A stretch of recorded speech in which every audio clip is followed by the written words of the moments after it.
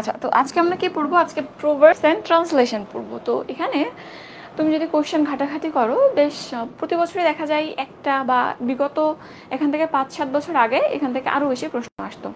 তো এখানে দুইটা টপিক, একটা হচ্ছে প্রোভার্ব আর একটা ট্রান্সলেশন। তো ট্রান্সলেশন মানে তোমাকে একটা বাংলা সেন্টেন্স দিতে পারে, বাংলা বাক্য দিতে পারে, যেটাকে ইংরেজিতে রূপান্তর করতে হবে। এটা ট্রান্সলেশন, এবং এটা যদি তুমি টেন্স জানো, ভোকাবুলারি জানো, করে ফেলতে পারবে। যেমন তোমাকে যদি বলি আমি ভাত খাই, এটাকে ট্রান্সলেট করো, কি বলবা? I eat rice. তো ট্রান্সলেশন এরকম একদম সিম্পল জিনিস, জেনারেল জিনিস। তোমরা যদি ওভারঅল ইংলিশে vocabulary, tense, sentence structure, formation এগুলো জানো, তাহলে এটা করে ফেলতে পারবা। এরপর বাকি থাকে প্রোভার্ব। তো প্রোভার্বও খানিকটা এই ধরনের, বাংলা থেকে ইংরেজি বা ইংরেজি থেকে বাংলা করা। তবে প্রোভার্বের ক্ষেত্রে দেখবা এখানে অর্থগত মিল পাবা না। অর্থাৎ আমি যখন আই ইট রাইস বলতেছি, অর্থ হচ্ছে আমি ভাত খাই, কিন্তু এইখানে দেখবা যে ইংরেজিতে একরকম বলতেছে, আবার বাংলাতে যদি শাব্দিক অর্থের কথা বলো টোটালি ডিফারেন্ট, কিন্তু ভাবার্থ একই। ঠিক আছে? তো যেহেতু এখানে আমরা শাব্দিক অর্থ দিয়ে রূপান্তর করতে পারছি না, সো আগে থেকে যদি পরিচিত না থাকে তুমি কিন্তু বুঝতে পারবে না যে এর বাংলাটা কি হবে। বাগধারার মতো খানিকটা। আমরা কাটে ঢেকি মানে কি? আমরা কাট দিয়ে বানানো ঢেকি না, অপদার্থ বুঝায় না। তো এগুলো তো আমাদের জানতে হবে, না জানলে, শুধুমাত্র ভোকাবুলারি জানলে কিন্তু হবে না। সো এজন্য আমরা কি করব, টেন্সটা যদি তোমার জানা থাকে, মোটামুটি ওভারঅল সব কিছু তোমরা জানো, ট্রান্সলেশন নিয়ে ঝামেলা হয় না। ওটা যদি জানা থাকে, ট্রান্সলেশন তোমরা পারবা। সো আমরা এটুক দেখবো না, এটুক তুমি একটু প্র্যাকটিস করে নিবা। আর প্রোভার্বসগুলো আমরা দেখবো যেগুলো কমনলি এসে থাকে। এখন কোশ্চেন অ্যানালাইসিস করলে দেখবা যে আসলে ট্রান্সলেশনের পরিমাণটা বেশি আসে। যদি তুমি পার্সেন্টেজ করতে বলো, তা আমি বলবো যে 70% আসে ট্রান্সলেশন, 30% আসে প্রোভার্ব। তো দুইটাকেও তারপর আমাদের সমান গুরুত্ব দিয়ে কিন্তু পড়ে ফেলতে হবে। ঠিক আছে? তাইলে বইলো না যে আপু এই টপিক থেকে প্রশ্ন আসে না, তুমি কোশ্চেন ঘাটলেই দেখবা আসলে ট্রান্সলেশন থেকে প্রচুর কোশ্চেন এসেছে। আচ্ছা, আমার চেহারায় অসুস্থতার ছাপ। আসলে আমি একটু বাড়িতে যাব আগামী পরশু দিন, যে কারণে আমার এক্সট্রা ইনফোর কিছু ক্লাস, কিছু আরও অনুশীলনী ক্লাস, আরও তোমাদের কিছু ক্লাস গতকালকে সারা রাত রেকর্ড করছি। রাত্রে 1টার দিকে শুরু করছি, আর শেষ হয়েছে আজকে সকালে 9টায়। তো সারা রাত কাজ করছি। তো তার আগে আবার বই দেখাইছি, কাল সকাল থেকে কাল সন্ধ্যা পর্যন্ত আমি বই দেখাইছি। তারপর ওখান থেকে শুরু করে আজকে সকাল 9টা পর্যন্ত ক্লাস নিয়েছি। এজন্য একটু সিক, সিক বলতে ওরকম সিকও না। তারপর আবার ঘুম থেকে উঠলাম সকালে 11টার দিকে ঘুমাইছিলাম, 3:30টার দিকে ঘুম থেকে উঠলাম, উঠে আবার রান্নাবান্না করলাম। খাওয়া হয় নাই যদিও। তো সব কিছু মিলে এই অবস্থা, বুঝছো? আচ্ছা, যাই হোক, তো শুরু করি। ঠিক আছে তো সব কিছু, আমার শুধু ভয় লাগে যে কখন ডিসকানেক্টেড হয়ে যায়। আচ্ছা, ওকে, ওয়ালাইকুম আসসালাম সবাইকে। তো চলো আমরা শুরু করি।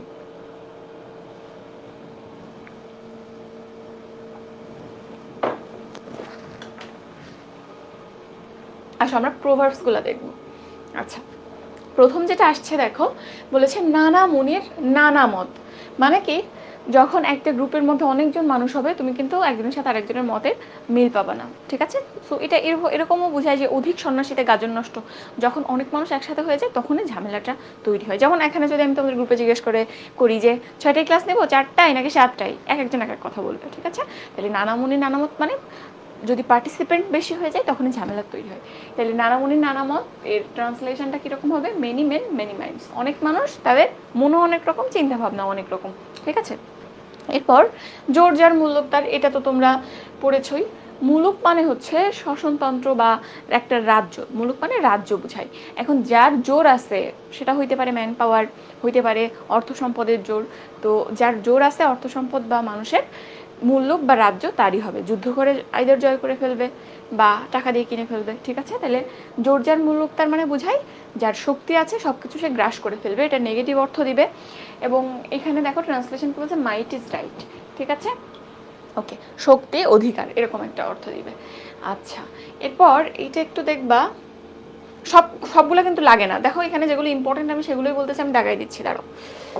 আচ্ছা, এরপর দেখো এটা দেখবা আপন চরকায় তেল দাও। আপন চরকায় তেল দাও মানে কি, নিজের কথা ভাবো, অন্যের কথাই ভেবো না। তোমার চরকায় ঘর ঘর করে শব্দ হইতেছে, জ্যাম হয়ে গেছে, তোমারটাতে তেল না দিয়ে তুমি অন্যজনের পিছে পড়ে আছো, মানে অন্যজনের পিছে লাগতেছো। নিজের অনেক ত্রুটি কিন্তু সেটা নিয়ে চিন্তা ভাবনা নেই, অন্যের পিছে লাগতেছো, এটাকেই বলে আপন চরকায় তেল দাও।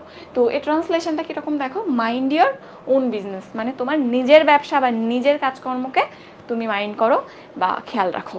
ঠিক আছে, আরেকটু হইতে পারে অয়েল ইওর ওন মেশিন, তোমার যে মেশিন আছে তাতে তেল দাও। ঠিক আছে, এখানে ডিরেক্ট ট্রান্সলেশন এটা হয়, তবে এই দুইটাই কিন্তু ইংরেজিতে প্রচলন আছে। ঠিক আছে, এরপর আসো কষ্ট না করলে কেষ্ট মেলে না। এটা তো একদম ইউনিভার্সাল একটা কথা। তুমি যদি কষ্ট না করো আসলে কিছুই পাবা না।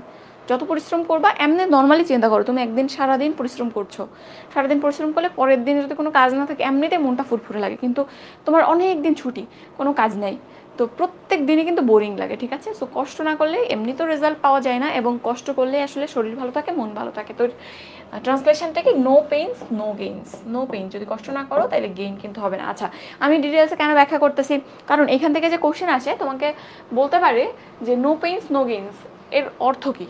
তো বাংলাতে কিন্তু কষ্ট না করলে কেষ্ট মেলে না এরকম নাও থাকতে পারে, ইংরেজিতে একটা ডেসক্রিপটিভ টার্ম দেওয়া থাকতে পারে।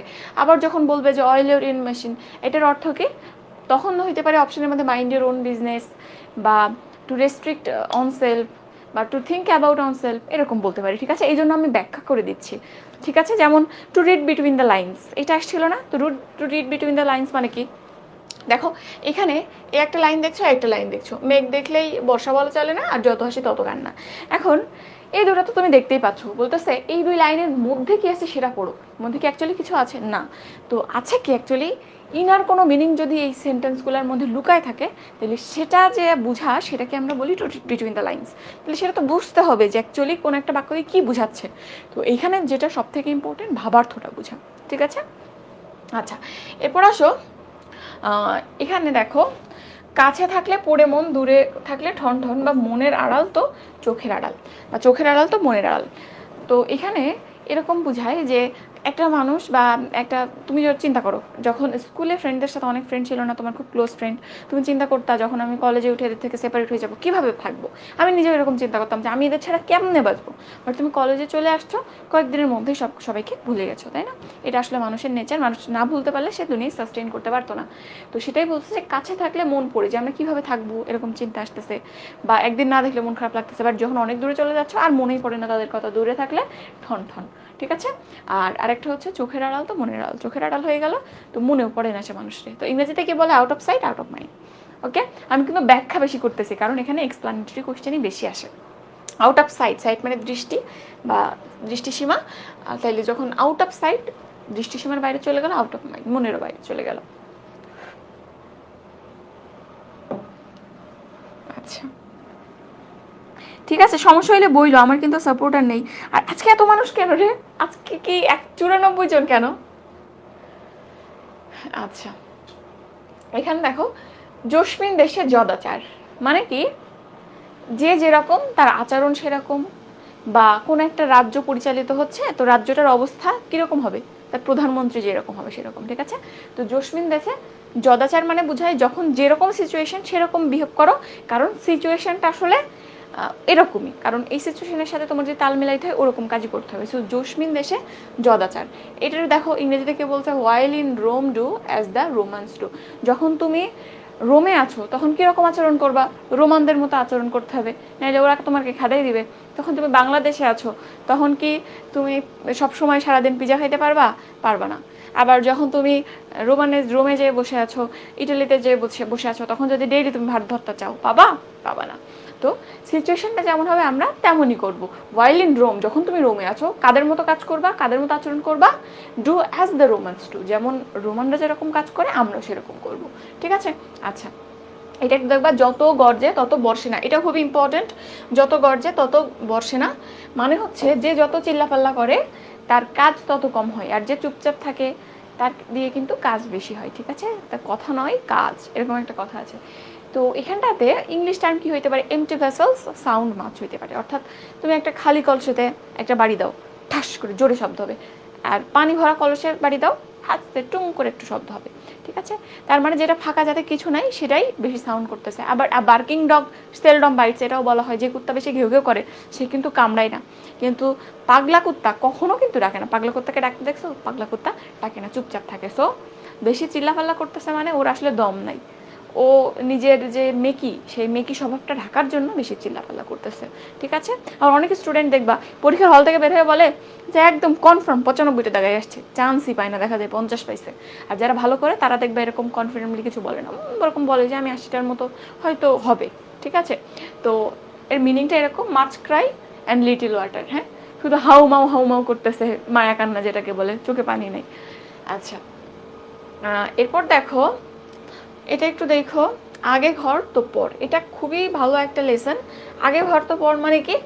আগে ভাই নিজের চিন্তা কর, পরের চিন্তা পরে করিস। কারণ আমি নিজে যদি সুস্থ না থাকি, নিজের ফ্যামিলি ভালোভাবে যদি না চলে, আমি পরের জন্য কি করব? আমি নিজেই মরে যাইতেছি, পরের জন্য কি করব? আমি ডক্টর মনে করো, এখন আমি পেশেন্টের ট্রিট করব, ট্রিটমেন্ট দিব, আমি নিজে সুস্থ না থাকলে তাদের ট্রিটমেন্ট দিতে পারবো না। সো আগে নিজের চিন্তা করো, তারপর পরের চিন্তা করো। তোমাদের ক্ষেত্রেও একই কথা, আগে নিজের চিন্তা করে নিজে ভালোভাবে পড়াশোনা করো, তারপর ফ্রেন্ডকে হেল্প করতে যাও। ফ্রেন্ডকে হেল্প করতে যেয়ে নিজের পড়াশোনার 12 বাজায় না, ঠিক আছে? তো এখানে দেখো বলেছে চ্যারিটি বিগিনস অ্যাট হোম, মানে কি দয়া দাক্ষিণ্য বা যত যত ভালো গুণ বলো সবই কিন্তু আমাদের ঘরেই শুরু হয়। যে মানুষ ঘরের মানুষের সাথে বা আপন মানুষের সাথে ভালো আচরণ করে না, সেবা করে না, সে কখনো অন্য মানুষের সাথে ভালো হইতে পারে না, ঠিক আছে? এটা কিন্তু একটা ট্রু কথা। এরপর আসো বুড়ো শালিকার ঘাড়ের, এটা খুবই পছন্দের একটা কথা আমার। তো এখানে রো মানে হচ্ছে রং, শালিক বুড়ো হয়ে গেছে কিন্তু তার ঘাড়ে এখনো রং। তো প্রজনন মৌসুমে পাখি পশুদের কিন্তু বিশেষ করে পাখিদের ক্ষেত্রে পালকের রং চেঞ্জ হয়, বেশি রঙিন হয়ে যায়। তো এখানে শালিকার ঘাড়ে রং মানে বোঝা যাচ্ছে প্রজনন মৌসুমে আসছে, অর্থাৎ তার বিয়ে করার সময় এসেছে। এখন শালিকটা বুড়ো, বুড়ো বয়সে আর কি করবে বলো তো? তো মুস্তাকের মতো অবস্থা, বুঝছো? বুড়ো বয়সে ওর ইচ্ছা হলো বিয়ে করবে। তো বুড়ো শালিকের ঘাড়ের রং মানে কি বোঝায়? শেষ বয়সের ভীমরতি বোঝায়, আমাদের মুস্তাক তিশার মতো। যাই হোক, ওদের আমি ক্রিটিসাইজ করছি না, তারপরে জিনিসগুলো আসলে দৃষ্টিকটু দেখাই কিছু কিছু দিক থেকে, বুঝছো? আচ্ছা, এখানে কি বলছে? Childish behaviour of an old man. তো এই আচরণটাকে কি বলা যায়?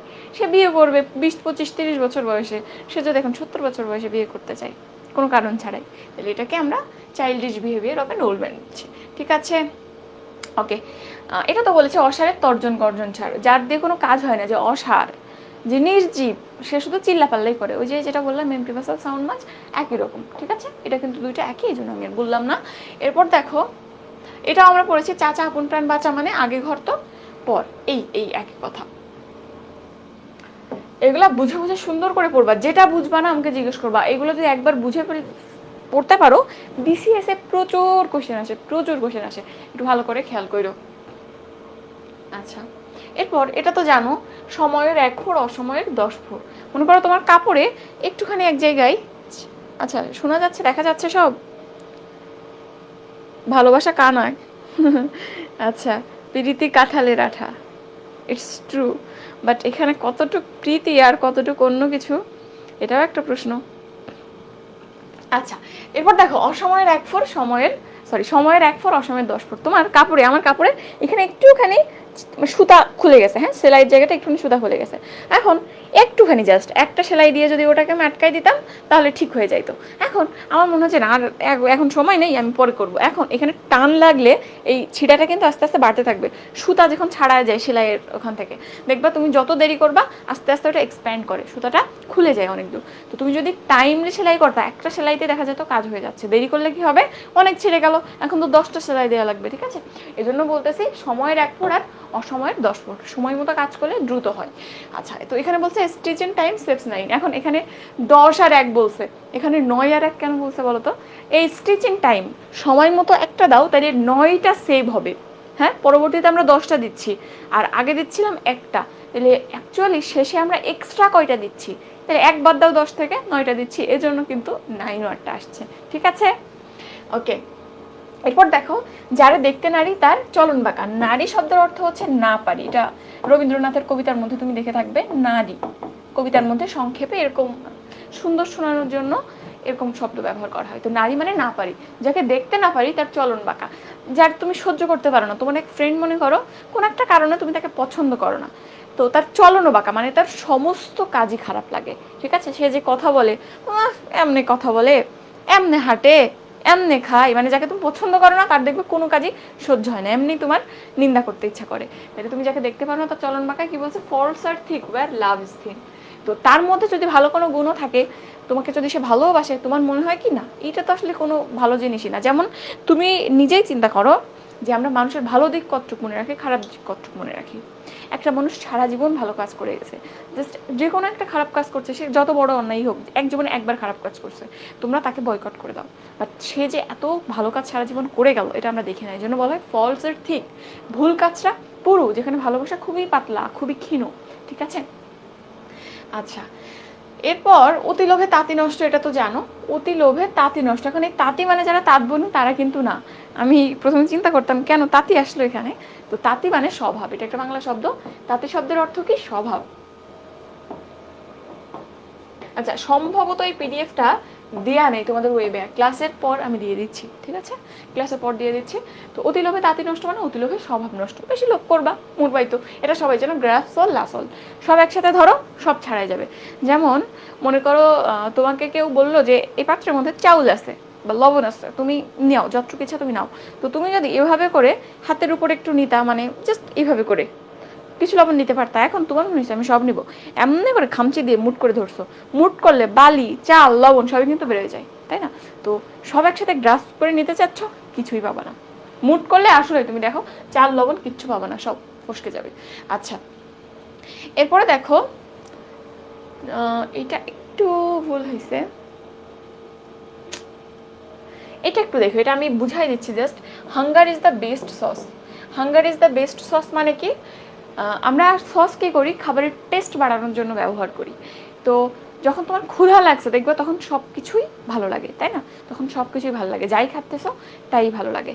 তো সেটাই এখানে বলা হয়েছে যে hunger is the best sauce, মানে হচ্ছে ক্ষুধাই সব থেকে বড় রুচি, এরকম। ঠিক আছে, আচ্ছা, এখানে এই জিনিসটা একটুখানি সমস্যা আছে, আমি ঠিক করে দেবো। আচ্ছা, তো এরপর এক হাতে তালি বাজে না, এটাও ইম্পর্টেন্ট। এক হাতে তালি বাজে না, এই একটা হাত দিলাম, তালি বাজাও তো পারবা না। ধরো মনে করো এখানে আমি এই থাপ্পড় দিয়ে একটা তালির মতো শব্দ করলাম, এটাকে তালি বলে না, এটাকে থাপ্পড় বলে। তাইলে তালি বাজাতে গেলে অবশ্যই দুইটা হাত লাগবে, তো এটাকে বলে এক হাতে তালি বাজে না। এখন এটাকে তুমি যদি ইংলিশে দেখো কি বলছে, it takes two to make a quarrel, অর্থাৎ ঝগড়া বলো বা কোনো কাজ বলো, কোনো ঝামেলা বলো, একা একা কখনো হয় না। তুমি একা মানুষ, একা থাকো, কার সাথে ঝগড়া করবা? সো ঝগড়া করতে গেলে বা কোনো একটা কাজ, মনে করো এমন একটা কাজ হয়েছে, যেমন কি বলা যায়, দুইজন মিলে চুরি করছে, এখন তুমি একজনের দোষ দিতে পারবা না। তো এরকম কিছু কাজ আছে, বিশেষ করে ঝগড়ার কথা তুমি মনে রাখো যে ঝগড়া কখনো একজনে হয় না। হাতের তালি যেমন একা একা বাজে না, এক হাতে হয় না, তেমনই ঝগড়া কখনো একা একা হয় না। উভয় পক্ষের সামান্য না সামান্য দোষ থাকবে, একদম পুরো সৎ হইতে পারবে না এক সাইড। সে যদি ভালো হইতো, চুপ করে থাকতো, ঝগড়া কিন্তু বাঁধতো না। সো দুইজনেরই ইনভলভমেন্ট আছে। যেখানে ঝগড়া দেখবা একজনকে পুরোপুরি ভালো বলা যাবে না, দুইজনেরই দোষ আছে, সামান্য হলেও দোষ আছে। আচ্ছা, এরপর এটা তো জানো, ছেঁড়া কাঁথায় শুয়ে লাখ টাকা স্বপ্ন। শুয়ে আছি ছেঁড়া কাঁথায়, বাট স্বপ্ন দেখতেছি যে আমি এই ফ্রান্সে ঘুরতে যাব, এই প্লেনে চড়বো, এই করব সেই করব, এক সময় সোনার খাটে শুবো, সোনার পালঙ্কে, এরকম চিন্তা করতেছি। তো এটাই হচ্ছে ছেঁড়া কাঁথায় শুয়ে লাখ টাকার স্বপ্ন। তার মানে কি, ইংরেজিতে যদি বলো to build castles in the air. তো টু বিল্ড ক্যাসেল মানে কি, দুর্গ নির্মাণ করা। কোথায়? বাতাসে। এখন বাতাসে, হাওয়ার মধ্যে দুর্গ নির্মাণ করা যায়? ওই যে আলাদিনের আশ্চর্য প্রদীপ, এটা তো দেখেছো। তো ওরকম স্বপ্নে শুধু চিন্তাই করতে হবে যে আমি আলাদিনের মতো একটা প্রদীপ পাইছি, আর আমি সারা দুনিয়ায় ঘুরে বেড়াইতেছি, এই হাওয়ার মধ্যে আমার বিভিন্ন রকম দুর্গ আছে, কয়েকটা রাজপ্রাসাদ আছে। সেটা কি পসিবল না। তো এটা হচ্ছে একটা অলিক কল্পনা। আচ্ছা, আর এটা জানো, কয়লা ধুলে ময়লা যায় না, কয়লা নিজেই কালো, ওকে ধুয়ে তুমি কালোকে সরাইতে পারবা না। ঠিক আছে, তো এটা আসলে বোঝায় যে নেচার কখনো চেঞ্জ হয় না। কয়লা ধুলে ময়লা জানি না মানে নেচার কখনো চেঞ্জ হয় না। কয়লা কালো, ওর নেচারই ওইটা, তুমি কেমনে চেঞ্জ করবা? চেঞ্জ করতে পারবো না। ঠিক আছে, তো এখানে বলা হয় black will take no other hue, কালো অন্য কোনো রং নেয় না, একদম পিওর ব্ল্যাকের মধ্যে তুমি লিকুইড একটা ব্ল্যাক কালার আছে, মনে করো তোমার দেখছো তো লিকুইড কালার, যেটা পেইন্ট বলি যেটাকে আমরা, ওর মধ্যে অন্য কালার দাও, কোনো কালারই তুমি পাবা না এক্সেপ্ট সাদা। হোয়াইট দিলে হালকা একটু ডাইলিউটেড হয়, তাছাড়া কোনো কালার হয় না। That is black will take no other hue. তো ব্ল্যাকটা স্বভাবের সাথে তুলনা করা হয়েছে যে অন্য কাউকে অ্যাকসেপ্ট করবে না, স্বভাবই, সেটা আনচেঞ্জেবল। আচ্ছা, এরপর আসো মাছের তেলে মাছ ভাজা। এই জিনিসটা কি বুঝাই? ইলিশ মাছের ক্ষেত্রে এটা দেখা যায় যে ইলিশ মাছ তুমি ভাজতে কড়াইয়ের মধ্যে যদি 50 ml তেল দাও, মাছ ভাজার শেষে দেখবে 100 ml হয়ে গেছে, কারণ মাছ থেকে তেল বেরোয়। তো মাছের তেল মাছ ভাজা মানে হচ্ছে সুযোগের সদ্ব্যবহার করা। সুযোগের সদ্ব্যবহার করা, তার মানে আমি কিভাবে বলা যায়, দৃষ্টিভাবে বলা যায় যে তুমি যে কাজটা করতেছো ওই কাজটা, ধরো মেডিলজির একটা কোর্স কিনবা তুমি, এখন কোর্স কেনার ক্ষেত্রে তুমি একটা কোর্স কিনলে, এখন এই ঘটনা হচ্ছে, এখন তোমাদের সাথে বলতেও খারাপ লাগে, এখন কোর্সটা কিনে তুমি আরেকজনের কাছে আবার কোর্সটা বিক্রি করতেছো আরও বেশি দামে, তুমি ডিসকাউন্টে কিনছো, এখন হয়তো ডিসকাউন্ট শেষ, তো হয়তো ডিসকাউন্ট শেষ হওয়ার পর 3000 টাকা বাড়ছে কোর্সের ফি, তুমি তাকে 1000 ডিসকাউন্ট দিয়ে বিক্রি করতেছো, তোমার 2000 লাভ হচ্ছে, তার 1000 লাভ হচ্ছে। এটাকে খানিকটা বলে মাছের তেলে মাছ ভাজা। তোমরা কোর্স বিক্রি করতেছো, এই ঘটনা আমাদের কানে আসছে, আমরা প্রমাণ দেখছি, এটা কেমন কথা বলো তো, কেমন লাগে? যাই হোক, তো হয়তো চান্স পেয়ে গেছো, কোথাও বিক্রি করছো, বাট এটা কেমন টেকনিক, শুনতে কেমন লাগে, বুঝছো?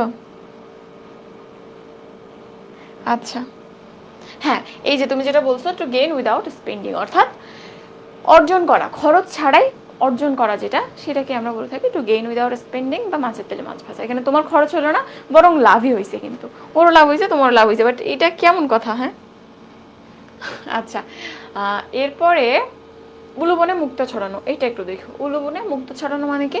মুক্তা খুবই প্রিসিয়াস একটা জিনিস। উলুবন মানে হচ্ছে নলখাগড়া টাইপের, মনে করো ঘন একটা জঙ্গল, ঘাসের ঘন জঙ্গল, তার মধ্যে তুমি মুক্তা ছড়াইতেছো না, তুমি মুক্তা পাবা না, ওখানে তার কোনো গুরুত্ব আছে, তুমি মুক্তা ওখানে ছড়াই রাখছো, ওই মুক্তার কোনো দাম আছে ওখানে, তুমি খুঁজে পাবা না। তো এটা বোঝায় যে অপাত্রে ভালো কিছু দান করা, ঠিক আছে? উলুবনে মুক্তা ছড়ানো মানে অপাত্রে ভালো কিছু দান করা, যে বা বানরের গলায় মুক্তা পরানো যেটাকে আমরা বলি, সেটাও তুমি বলতে পারো। তো এর ট্রান্সলেশনটা কি? Two caste pearls before swine, অর্থাৎ হংসের সামনে মুক্তা ছড়ানো। ও কি করবে? ও কি মুক্তা চিনে? তো খায়াই ফেলবে, শামুক ঝিনুক মনে করে খায়াই ফেলবে। অর্থাৎ যে যে জিনিসের গুরুত্ব বোঝে না তাকে সে জিনিস দিও না। বানরের গলায় মুক্তার মালা দিও না, হাঁসের সামনে মুক্তা ছড়াই দিও না, বনের মধ্যে আবার মুক্তা ছড়াই রেখো না, ঠিক আছে? যে যার গুরুত্ব বোঝে সেখানেই তাকে দাও, সেখানেই পাঠাও। আচ্ছা, এরপরে এটা একটু দেখতে পারো, মরহাতি লাখ টাকা। মরহাতি লাখ টাকা মানে যে জিনিস ভালো সে জিনিসের ধ্বংসাবশেষও ভালো। হ্যাঁ, যে জিনিস ভালো সেই জিনিসের ধ্বংসাবশেষও ভালো। যে মানুষ মহান, দেখবে একজন মহান মানুষ মারা গেছে, তারপরও তার কবরের কাছে যে সবাই ভিড় করে, তার কথা মনে করে, তো এরকমই বুঝায় যে হাতি জিনিসটা অনেক দামি একটা জিনিসটা, অনেক দামি জিনিস। তো হাতি যদি মরে যায় তার দাম কি শেষ হয়ে যায়? না, তার চামড়া তুমি ইউজ করতে পারতেছো, তার দাঁত দিয়ে তুমি অন্য জিনিসপত্র বানাইতে পারতেছো, শিং দিয়ে চিরুনি বানাইতে পারতেছো। তো যে জিনিস আসলে দামি সে জিনিস সারা জীবনই দামি থাকে, তার ধ্বংসাবশেষও দামি হয়। তো এখানে কি বলেছে? The very ruins of greatness are great, অর্থাৎ মহৎ যে জিনিস তার ধ্বংসাবশেষও মহৎ। আচ্ছা, এবার এটা তো জানো, অতিভক্তি চোরের লক্ষণ। টু মাস কার্টেসি টু মাস ক্রাফট, বেশি কার্টেসি করতেছো, এটা আসলে ক্রাফটি, ঠিক আছে?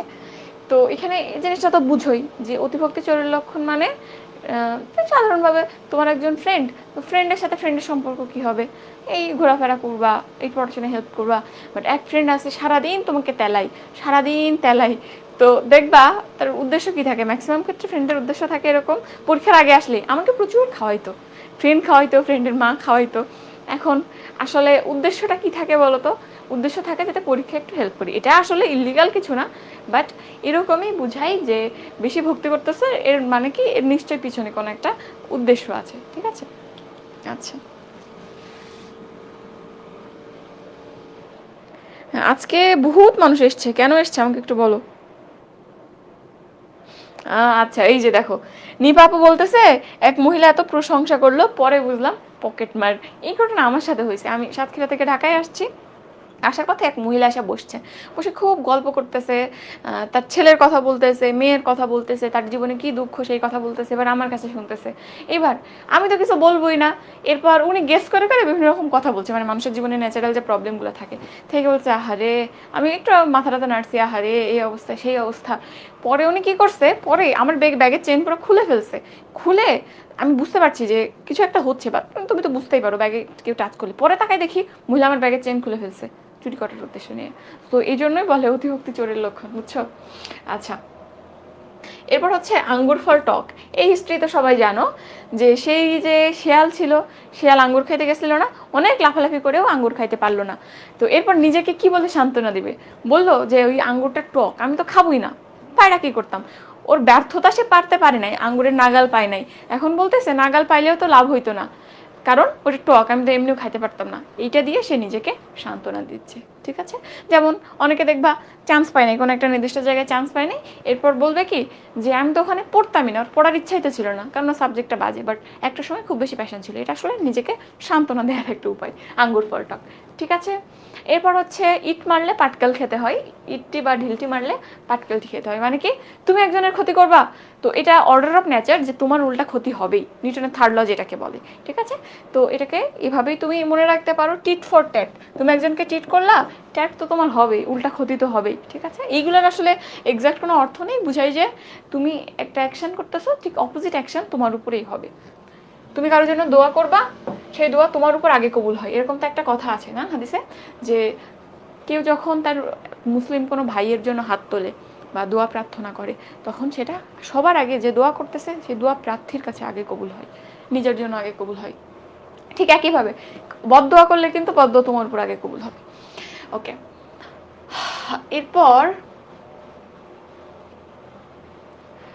এটা একটু দেখো, গাছে কাঁঠাল গোফে তেল, মানে কি সেই কাজ কখন হবে ঠিক নাই, কাঁঠাল এখনো গাছে, সে গোফে তেল লাগায় বসে আছে। এখন গোফে কেন তেল লাগায় কাঁঠাল খাইতে গেলে, কারণ জানো যে কাঁঠাল প্রচুর আঠা থাকে, তো যার অনেক গোফ মুখের মধ্যে, যখন মুখের মধ্যে কাঁঠাল দিবে কাঁঠালের আঠা কিন্তু চুলে লেগে যায়, এবং আঠা বা চুইংগাম চুলে লাগলে কি অবস্থায় নিশ্চয়ই জানো। সো আমরা গোফে তেল লাগাই এই জন্য যাতে আঠাটা না লেগে যায়। এখন এখানে কথা হচ্ছে যে গোফে তেল লাগাইছিস তুই, ঠিক আছে, বাট কাঁঠাল এখনো গাছে পাকেই নেই, কাঁচা কাঁঠাল গোফে তেল লাগাই বসে আছে, এটা বুঝাই যে দীর্ঘসূত্রিতা বা অনেক আগে কোনো একটা কাজের প্রিপারেশন নিয়ে বসে আছে, যেটা অযৌক্তিক। তো to count the chicken before they are hatched, তো দেখো এখানে হ্যাস্ট শব্দটার অর্থ হচ্ছে হ্যাচারি করা বা পালা, মুরগি বা কোনো পশু পাখি পালাকে আমরা হ্যাচ বলি ভার্ব হিসেবে। তো তুমি মুরগি এখনো কেনই নাই, ডিম ফুটা বাচ্চাই বের হয় নাই, কোনে মুরগি আর কোথায় কি, তো এখানে বলতেছে একটু কাউন্ট দ্য চিকেন, মুরগির বাচ্চা গণনা করতেছো, বিফোর দে আর হ্যাজ, তারা তাদের পোষার আগে, তাদের নিয়ে আসো নেই, এখন স্বপ্নের মধ্যে গুনতেছে যে কয়টা আছে কয়টা আছে। তো প্রথমে একটা ডিম ফুটে বাচ্চা বের হবে, তো সেখান থেকে সে আবার 10টা ডিম পারবে, তো সেই 10টা ডিম ফুটে আবার 10টা বাচ্চা বের হবে, তারা আবার প্রত্যেকজন 10টা করে ডিম পারবে, তাহলে 10 10 100 হইলো, সেই 100 থেকে 1000 হবে, 1000 থেকে 10,000 হবে, স্বপ্ন দেখতেই আসো, বুঝছো। তো জিনিসটা এরকম বুঝে, এটাও খানিকটা অলিক কল্পনা টাইপের। আচ্ছা, মরা হাতে লাখ টাকা, ওটাই তো বললাম।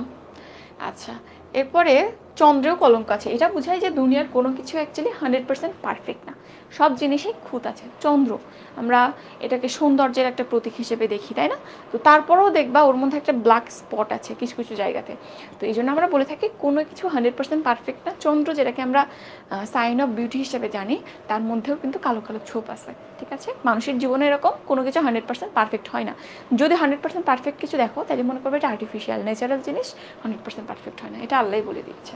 আচ্ছা, এরপর দেখো এটা খুব মজা লাগে আমার, চালনি বলে সুচ তুমি কেন ছেদা, চালনি জিনিসটা নিশ্চয়ই চিনো, তোমার মা সবজি কেটে যে পাত্রটার মধ্যে ধৌত করে, ধই এরকম ছোট ছোট ছিদ্র থাকে না, এরকম বোলের মতো দেখতে, অনেকে খঞ্জনি বা খানজাও বলে।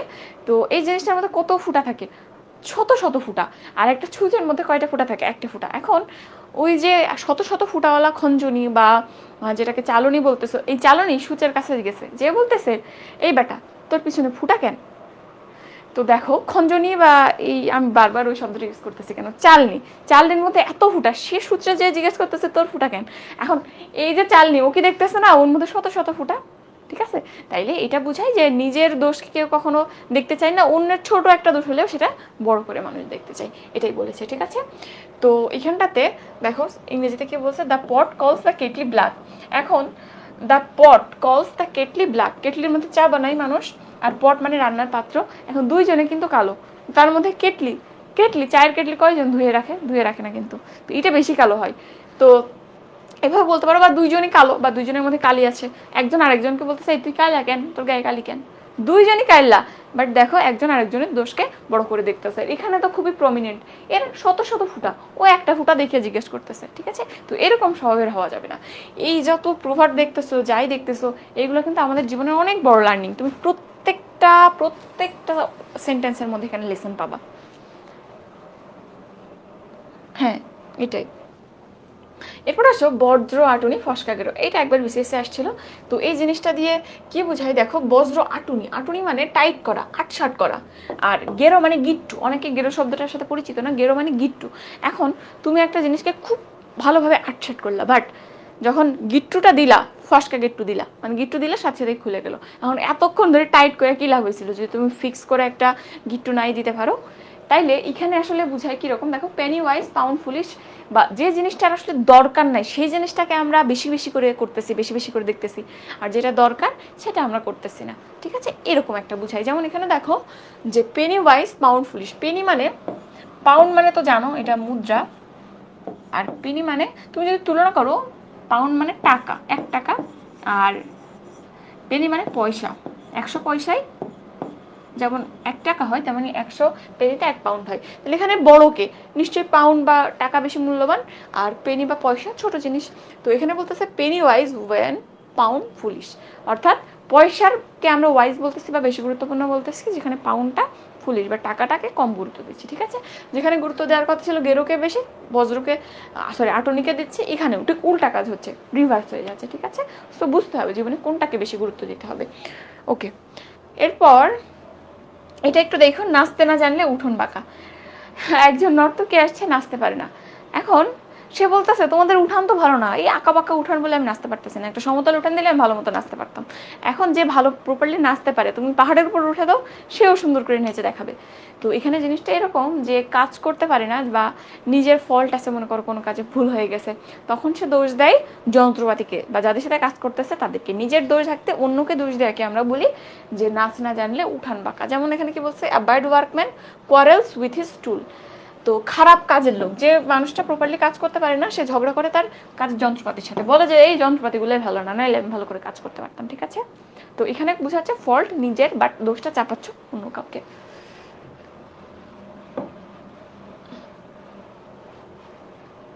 কতদূর আসছে আমরা, আজকে কি শেষ হবে এই বস্তু? আচ্ছা, এরপর দেখো, ন্যাংটন নেই বাটপারের ভয়, মানে কি? ল্যাংটা কিছুই নাই, ছিনতাইকারী কাকে ধরবে? যার পকেটের মধ্যে মানি ব্যাগ আছে, পকেটে ফোন আছে, গায়ের মধ্যে অর্নামেন্ট আছে, সোনা আছে, রূপা আছে, ডায়মন্ড আছে। ছিনতাইকারী তাকে ধরবে না? একজন ল্যাংটা পাগল রাস্তা দিয়ে যাচ্ছে, তাকে কি ধরবে? ধরবে না। তো এটাকেই বলা হয় ল্যাংটন নেই পাগলের ভয়। যার কিচ্ছু নাই, তার কাছ থেকে কি চুরি হবে? তার তো কোনো ভয়ই নাই। যেমন আমরা সুখী মানুষ একটা গল্প পড়েছিলাম না? তো সুখী মানুষ কেন সুখী? কারণ তার কোনো কিছুর চিন্তা নাই, তার কিচ্ছু নাই, না আছে চোরের ভয়, কোনো কিছুর ভয় নাই, তার কোনো কিছুর চিন্তা নাই বলে সে সুখী মানুষ। তো জিনিসটা এটাই ইন্ডিকেট করে। দেখো, এ বেগার হ্যাজ নাথিং টু লস, বেগারের কিচ্ছু নাই, তো সে কি হারাবে? তো তাকে হারানোর কিছু আছে? নাই, হারানোর বেদনাও নাই, হারানোর কিছু নাই, যেহেতু হারানোর বেদনাও নাই, চিন্তাও নাই। আচ্ছা, এরপর এটা একটু দেখো, ঘর পোড়া গরু সিঁদুরে মেঘ দেখলেই ভয় পাই। তো ঘর পোড়া গরু মানে কোন একটা গরুর গোয়ালে মনে করো একসময় আগুন লাগছিল, এখন সে দেখছে যে এরকম লাল কিছু একটা, এবং তার গা জ্বলে যাচ্ছে বা পুড়তেছে, গায়ে তাপ লাগতেছে। এখন সে ওই লাল কালারটার সাথে তাপকে কোরিলেট করে ফেললো। যেমন আমরা প্যাভলভের তত্ত্বে পড়েছি না, যে যখন ঘন্টা বাজতেছে, খাবার দিচ্ছিল, ঘন্টা বাজছিল, তখন লালা পড়তেছিল। তো সে ওরকম ঘন্টা এবং খাবারের সাথে যেমন কোরিলেট করছিল, ও লাল একটা কালারের সাথে কোরিলেট করলো গায়ের পেইন বা তাপকে, আগুনকে। ঠিক আছে, এখন সে কোনো একটা টাইমে সিঁদুরে মেঘ, মানে যখন সূর্য অস্ত যায় তখন দেখবে আকাশের মেঘ লাল দেখা যায়, এটাকে সিঁদুরে মেঘ বলে। এখন যখন ওই লাল মেঘ সে দেখে, ও কিন্তু তখন সেই মেমোরিতে ফিরে যায়, যেটা গায়ে তাপ লেগেছিল যখন আমি এরকম জিনিস দেখছিলাম। তো এই জন্য ঘর পোড়া গরু যদি ওই টাইপের মেঘ দেখে, তখন কিন্তু ভয় পাবে, এরকম একটা অর্থ দেয়। যেমন এখানে দেখো কি বলছে, আ বার্ন চাইল্ড ফিয়ার্স ফায়ার, যে বাচ্চা একবার আগুনে পুড়ছে সে কিন্তু কখনোই আগুনের ধারে যাইতে চাইবে না। ঠিক আছে, বাচ্চারা আগুনে খেলতে চাই, বাট যার পোড়ার এক্সপিরিয়েন্স আছে সে আর ধারে কাছে যাবে না। আচ্ছা, এরপর এটা একটু দেখতে পারো, দাঁত থাকতে দাঁতের মর্যাদা বুঝে যায় না, যখন দাঁত আছে তখন দাঁতের মর্যাদা বুঝে যায় না। তো এখানে আমি একটা কথা অলওয়েজ বলি, বছর দেড়েক আগে আমার পা মুচকে গেছিলো, বেশ ভালো মতো মুচকে গেছিলো, যে ব্যথা এখনও আমার আছে, ভেঙে যাওয়ার থেকে খারাপ অবস্থা হয়েছিল। তো তখন আমার পরদিন পরীক্ষা ছিল, একটা কার্ড ফাইনাল, আমি পরীক্ষা দিতে যাইতে পারি নাই। আমার কখনো মনে হয় না যে পা এত গুরুত্বপূর্ণ একটা জিনিস, কখনো না, কারণ আমার ভাঙার ইতিহাস নাই, পোড়ার ইতিহাস নাই, আমার জীবনে আসলে অ্যাক্সিডেন্ট ওরকম নাই আলহামদুলিল্লাহ। তো পা আমার মচকা খাইছি, পরীক্ষা দিতে যাইতে পারি নাই। আমার প্রথম তখনই মনে হয়েছিল যে আসলে পাটা কত গুরুত্বপূর্ণ, পায়ে একটু মচকা খায় আমার পরীক্ষাটাই দেওয়া হলো না, আমি 1 সপ্তাহ পুরো হাঁটতে পারি নাই। তো তো এই যে ব্যাপারটা এখানে এই জন্য বলছে দাঁত থাকতে দাঁতের মর্যাদা বুঝে যায় না, যখনই জিনিসটা লস্ট হয়ে যায় তখনই ওই জিনিসটার গুরুত্ব বুঝে যায়, ঠিক আছে। তো এখানে দেখো blessings are not value till they are gone, যতক্ষণ না আমাদের জীবন থেকে যে ভালো জিনিসগুলো আছে চলে না যায় ততক্ষণ আমরা এগুলোর গুরুত্ব বুঝি না।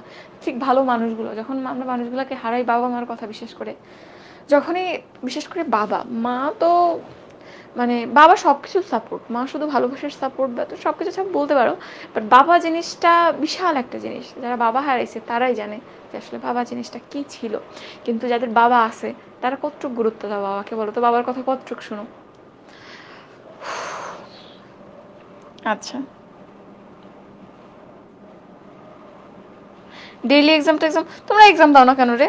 একটু এক্সাম দিবা, ভুল হয়েছে হোক, এখন বাবা মা কিছু বলবে না, বাবা মা কিছু যদি বকা টাকা দেয় আমার কাছে ফোন দিয়ে ধরাই দিবা, মার্ক তুমি 20% মার্ক পাও, কিচ্ছু বলবো না, বাট ডেইলি এক্সামটা দাও প্লিজ। মার্ক কম পাচ্ছ, বাবা মা বকতেছে, আমার নাম্বার নিয়ে রাখো, আমার নাম্বার নিয়ে রাখো, আমাকে কল দিবা, বাবা মার সাথে কথা বলাই দিবা, আমি বলবো। আচ্ছা আমার নাম্বারটা নিয়ে নাও, আমি নাম্বার দেই না সচরাচর, এখন তোমরা পরীক্ষা দাও না কি করবো। আচ্ছা কোনটা দিব, টেলিটকটা দিই।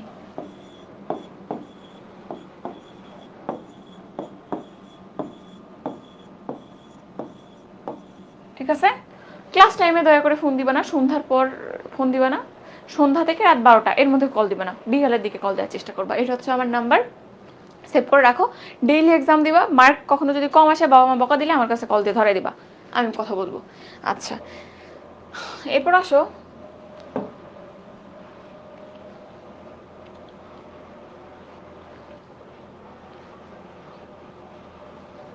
আর এগুলো তো জানো যে দুষ্ট গরুর থেকে শূন্য গোয়াল ভালো, হ্যাঁ ঝামেলার জিনিস থাকার থেকে কিচ্ছু না থাকাই ভালো, এরকম বুঝাই, এটা বুঝো। এরপর ওটা আমরা দেখেছি অরণ্যের রোদন, এটা একটু দেখবা। অরণ্য মানে কি বন, রোদন মানে কি কান্না করা, তো বনের মধ্যে কান্না করা অর্থ কি বুঝাই, আসলে জিনিসটা কি বোঝায়? অরণ্যের রোদন মানে একটা একদম লোকজন নাই সেই জঙ্গলের মধ্যে তুমি বসে বসে কান্না করতেছো। মানুষ কান্না কেন করে?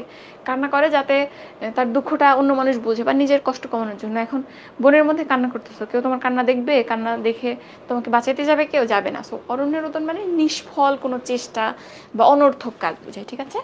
ওকে, অর্থটা দেখো, অরণ্য মানে বন, রোদন মানে কান্না করা।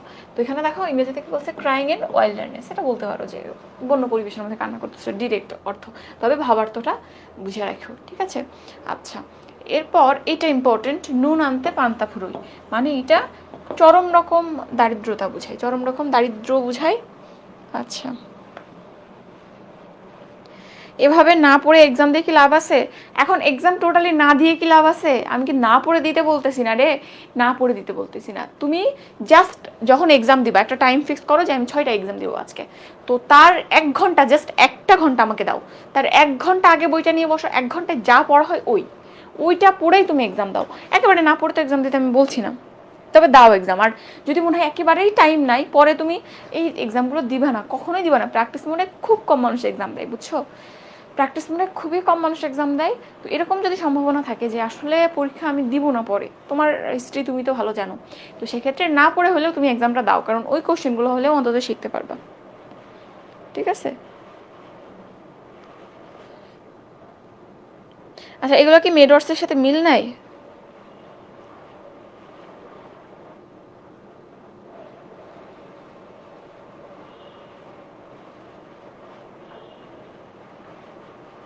হ্যাঁ, after meat comes the mustard বলতেছো, ঠিক আছে। এটা চরম দারিদ্রতা বুঝায়। নুন আনতে পান্তা ফুরোই, পান্তা খুবই সস্তার একটা জিনিস, দরিদ্র মানুষ খেয়ে থাকে। তো সে পান্তা খাওয়ার জন্য যে নুনটুকু লাগে সেটাই জোগাড় করতে পারতেছে না। যখন নুন আনতেছে তখন দেখা যাচ্ছে ঘরে পান্তা নেই, যখন পান্তা আনতেছে তখন দেখা যাচ্ছে নুন শেষ হয়ে গেছে। এটা চরম দারিদ্র বোঝায়। তো এখানে দেখো ইংরেজিতে কি বলা হয়, after meets comes the mustard, ঠিক আছে। মাংস শেষ, তখন মাস্টার্ড আনতেছো, মাস্টার্ড আইনে দেখতেছো মাংস শেষ হয়ে গেছে, মাংস আইনে দেখতেছো মাস্টার্ড শেষ হয়ে গেছে, চরম দারিদ্রতা বোঝায়, ঠিক আছে। ভাবার তো বুঝতে হবে, শুধু ট্রান্সলেশন শিখলে হবে না। আচ্ছা এরপর এটা একটু দেখো, বরের ঘরের পিসি কনের ঘরের মাসি, এটা কি বোঝায়? যে বরের ঘরের সাথে পিসির সম্পর্ক, কনের ঘরের সাথে মাসির সম্পর্ক, অর্থাৎ দুই দিকেই সম্পর্ক বজায় রেখে চলা বা দুই দিককে ব্যালেন্স করে চলা। তো এখানে ইংরেজি থেকে বলছে to run with the hare and hunt with the sound.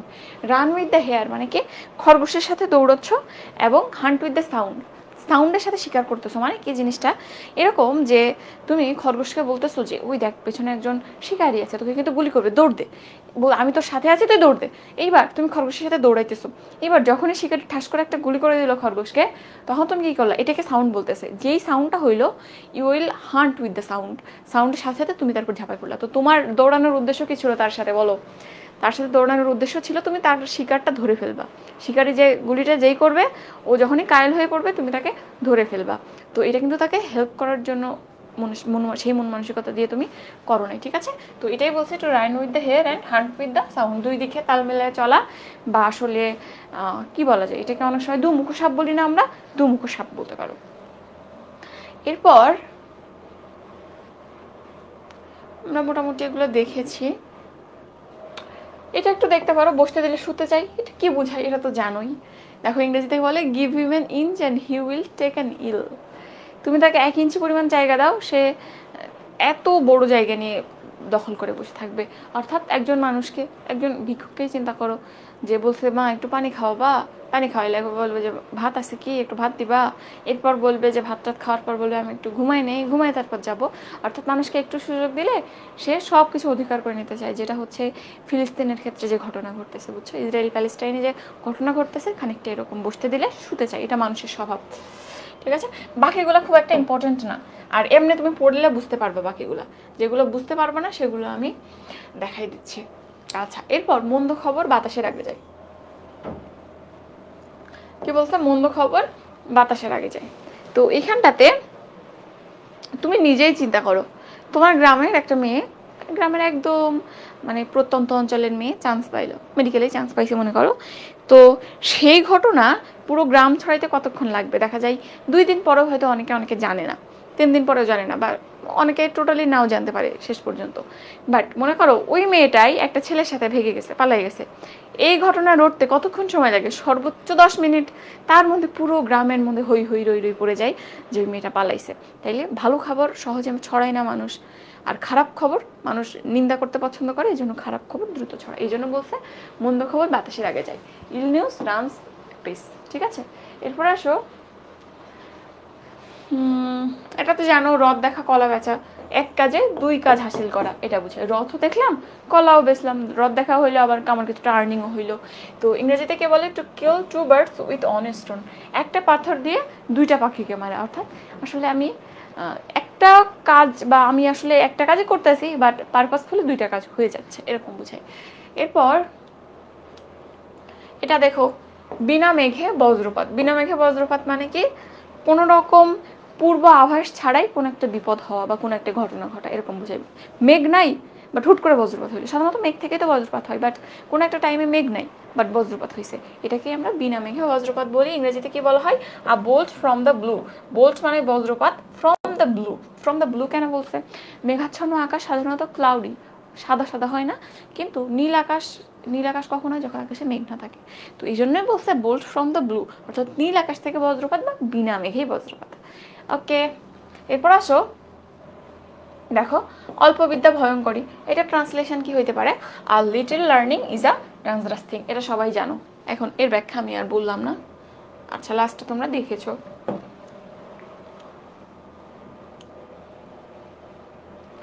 আচ্ছা, আমরা কি অর্ধেক শেষ করছি নাকি আজকের দিন পুরো লেগে যাবে? বেশি তো বাজে না, 7টা বাজে মাত্র। আচ্ছা, চোরকে বলে চুরি করতে, গৃহস্থকে বলে সাবধান হইতে। এটাও দুমুখে সাপ টাইপের, বুঝছো?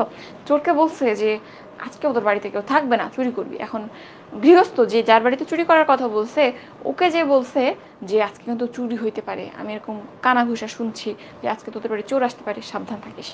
তো হয়তো শত্রুতা ছিল সেই চোরের সাথে, তাকে ফাঁসানোর জন্য এই কাজ করছে, এটাকে দুমুখ সাপ বলতে পারো। তো এটাকেই বলছে চোরকে বলে চুরি করতে আর গৃহস্থকে বলে সাবধান হতে। He runs with the hare and hunts with the sound. ঠিক আছে, মিলে গেল না? আগের অর্থের সাথে না মিলে এখন কিন্তু এই যে ইংরেজি সেন্টেন্সটা দেখছো, এটা মিলে গেছে। এরপর আসো, এটা আমরা দেখেছি, এই যে সুচ হয়ে ঢোকে, ফালা হয়ে বের হয়, বসতে দিলে শুতে চাই, সেইটাই। এরপর এটা একটু দেখতে পারো, ঢেকি স্বর্গে গেলেও ধান ভাঙে। এখন ঢেকি স্বর্গে গেলেও ধান ভাঙে মানে কি? ঢেকি গেছে স্বর্গে আরামায়েশ করতে যাবে না, বাট ঢেকির কাজ ধান ভানা, স্বর্গে গিয়ে সে আরামায়েশ করবে না, সে ধান ভানা শুরু করবে। এখন এইখানে গতবার আমি যখন পড়াচ্ছিলাম 4.2 এসে সম্ভবত, তখন একজন বলতেছে যে এই ঢেকিকে স্বর্গে কে নিয়ে যাবে, ওবায়দুল কাদের নিয়ে যাবে নাকি কে কে নিয়ে যাবে ঢেকিকে স্বর্গে। এখন সেইটা আমি মেডলজিতে আবার পোস্ট করছিলাম, তখন যেহেতু আমাদের গদিতে তখন আমাদের আপা ছিল, আপা থাকার কারণে সেই পোস্টটা আমার আবার ডিলিট করা লাগছিল। তো যাই হোক, তো ঢেকি স্বর্গে গেলেও ধান ভানে মানে বুঝাই কি যে স্বর্গে যাচ্ছে আরামায়েশ করবে তা না, ওর স্বভাব ধান ভানা, ও সেখানে যেও ধান ভানা শুরু করবে, অর্থাৎ মানুষের স্বভাব কখনো চেঞ্জ হয় না, সেটাই। ঠিক আছে, habit is the second nature. আচ্ছা, বাকি দুইটা তুমি জানো। এরপর দেখো এটা কি বুঝায়, দিনে বাতি যার ঘরে তার ভিটাই ঘুঘু চড়ে। আচ্ছা, এখনো তো অনেকেই আছো। হ্যাঁ, হাসু আপাই ছিল তখন, বুঝছো, তো ওনার ভয়ে আমার ডিলিট করা লাগছিল। হুম, হ্যাঁ, এখন বলা যায় যে আপাই নিয়ে যাবে ঢেকিকে। এখন ওবায়দুলের নাম বলতেও সমস্যা নাই, আপার নাম বলতেও সমস্যা নেই।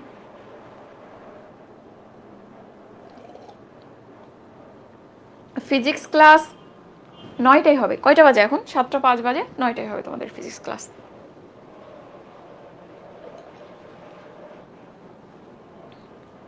হ্যাঁ, এখন হাউন আঙ্কেলও আছে।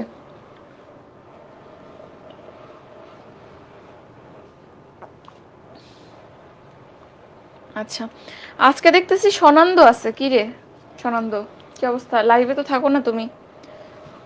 সনন্দ আবার খুব অ্যাক্টিভ, ওর পড়া শেষ আরও মনে হয় 2-3 মাস আগে, ও রিভাইজ করতেছে 2-3 মাস ধরে। ইনশাল্লাহ ঢাকা মেডিকেলে চান্স পাবে।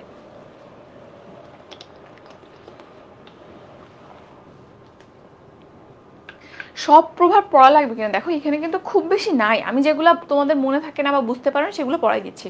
বাকি যেগুলো আছে একদম ডিরেক্ট ট্রান্সলেশনের মতো, তুমি দেখলে বুঝতে পারবে। আমি যেগুলো পড়াচ্ছি এগুলো একটু জটিল বলে বেশি ইম্পর্টেন্ট, বেশি পরীক্ষায় আসে। আর যেগুলো পড়াচ্ছি না তুমি দেখলে বুঝতে পারবা, এবং তুমি একবার যদি চোখগুলো মনে থাকবে, বুঝছো, তো সবগুলো একবার দেখো। হুম, আর কালকে আমাদের ক্লাস আছে কিন্তু।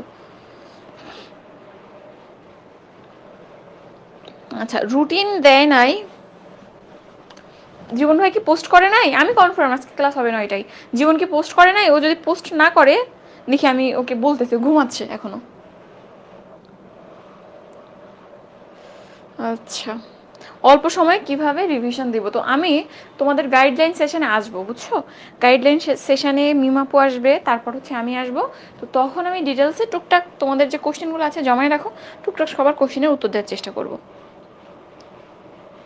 আচ্ছা, আমাকে কোথায় মেসেজ দিলে কথা বলা যাবে?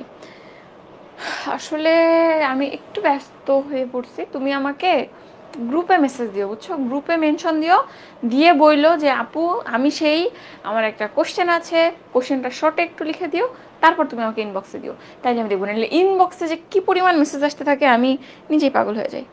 আচ্ছা,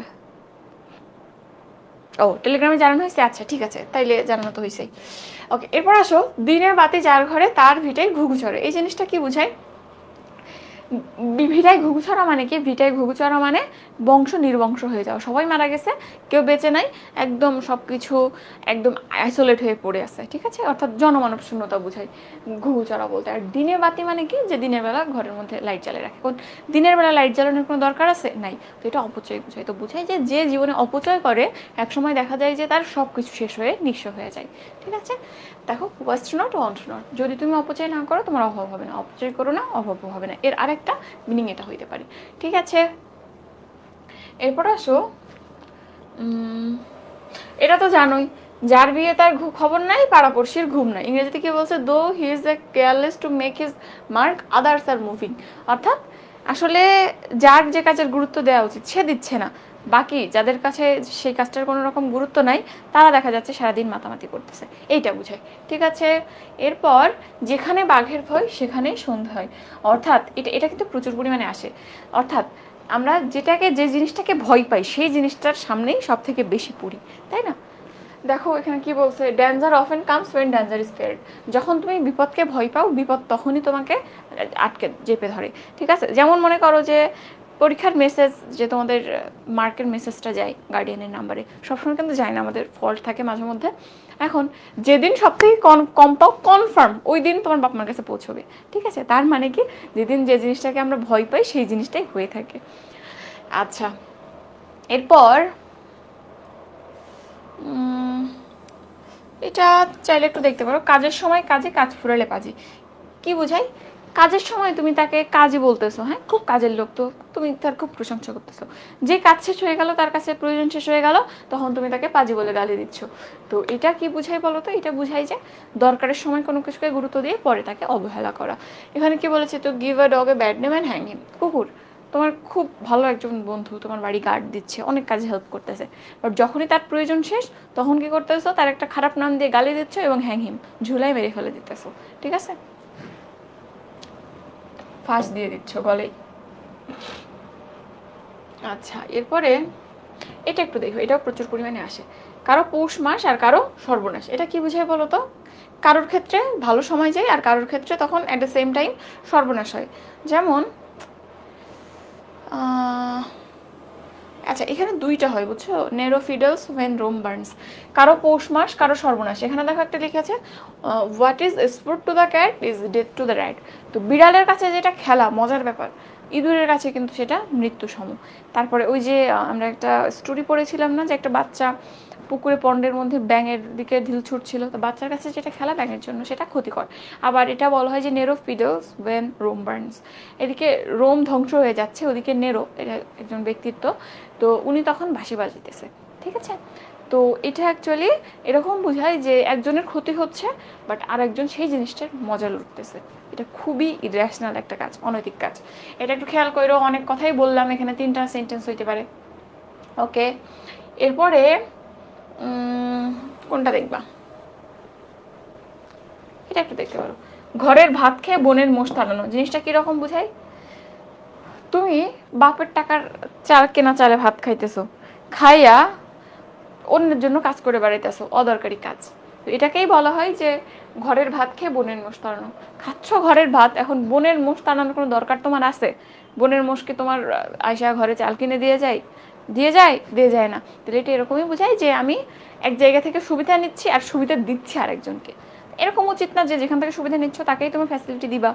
হ্যাঁ, উপকারের বদলে উপকার করবা, কৃতজ্ঞতা প্রকাশ করবা, বাট না, তোমাকে যে উপকার করতেছে তার কথা জাগা, আমি এখন জায়গা অন্যের কাজ করে বেড়াই। ঠিক আছে, এরপর আসো,